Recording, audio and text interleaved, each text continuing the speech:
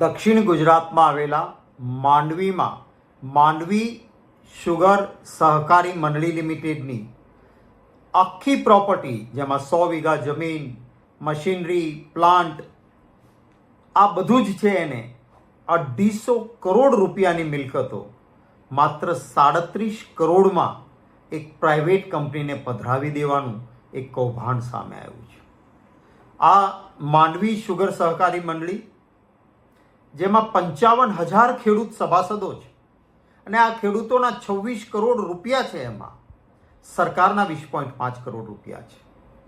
જે બેંકે માત્ર 37 કરોડમાં આ પ્રોપર્ટી બધી પધરાવી દેવાનો પ્લાન કર્યો, એ બેંકે લોન આપતા પહેલા આ બેંકે પોતે વેલ્યુએશન કરાવેલું છે અને એ વેલ્યુએશન પ્રમાણે માંડવી શુગર સહકારી મંડળી લિમિટેડની મિલકતો એ 250 કરોડ રૂપિયાની છે.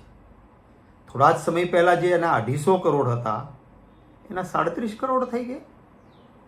જે કાયદા નીચે બેંકે આ હરાજી કરી છે, એ કાયદો જે કોઈ પણ સંજોગોમાં સરફેસ એક્ટની જોગવાઈ મુજબ સહકારીઓમાં વાપરી ન શકાય. શું કલેક્ટરશ્રી આપે મંજૂરી આપી છે અથવા ગુજરાત સરકાર શું આપે મંજૂરી આપી છે? કારણ કે આ સહકારી મંડળી છે અને સહકારી મંડળીના કાયદા મુજબ જો કંઈ પરિસ્થિતિ એવી ઊભી થાય તો મંડળીને ફડચામાં લઈ જવી પડે. શા માટે આપણે ફડચામાં નથી લઈ જતા? અને સરફેસ એક્ટની જોગવાઈ મુજબ બેંક સીધી હરાજી કરે અને એ પણ 250 કરોડની મિલકત માત્ર 37 કરોડમાં એક પ્રાઇવેટ પાર્ટીને જાય. આજ સુધી ગુજરાતમાં ક્યાંય પણ સહકારી ખાંડના ઉદ્યોગમાં પ્રાઇવેટને ઘૂસવા આપણે નથી દીધા. હંમેશા ખેડૂતોનું હિત જળવાય એટલા માટે સહકારી મંડળીઓ છે. આ પહેલો દરવાજો આપ ખોલી રહ્યા છો. બીજી એક નવાઈ પ્રમાણે એવી વાત છે કે કોઈ પણ પ્રાઇવેટે શુગર ફેક્ટરી શરૂ કરવી હોય તો એમની પાસે IEMનું લાયસન્સ, એટલે કે ઇન્ડસ્ટ્રીયલ એન્ટરપ્રેન્યોર મેમોરેન્ડમ, પરવાનગીને લાયસન્સ હોવું જોઈએ.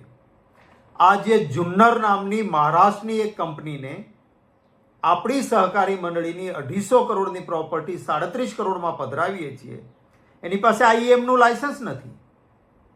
અરે સાહેબ, કોણ જોવે છે આ બધું? સહકારી મંડળીના કાયદા મુજબ, સહકારી કાયદા મુજબ આપણા ફડચામાં લઈ જાઓ.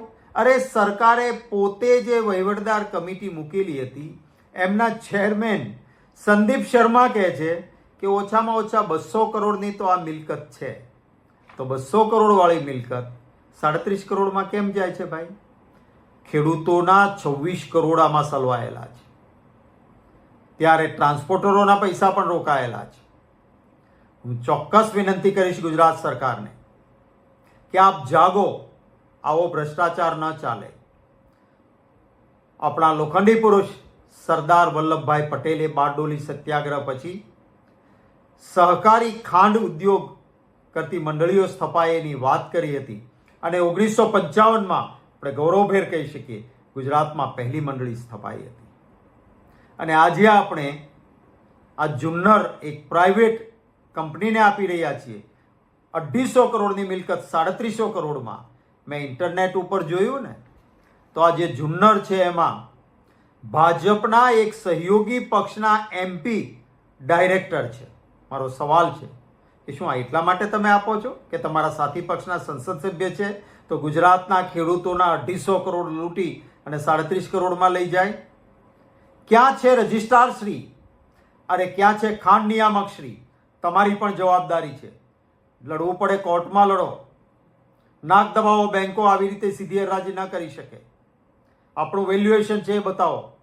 અને આ પ્રોપર્ટી આપણી જે માંડવી સહકારી ખાંડ ઉદ્યોગ લિમિટેડ મંડળી છે એ બચે એ માટેની જવાબદારી સરકારની છે. ગુજરાત સરકાર અને ભાજપ સરકાર કેન્દ્રની પણ. માનનીય વડાપ્રધાનશ્રીને પણ વિનંતી છે કે આપ મોકલો ને ED, મોકલો CBI.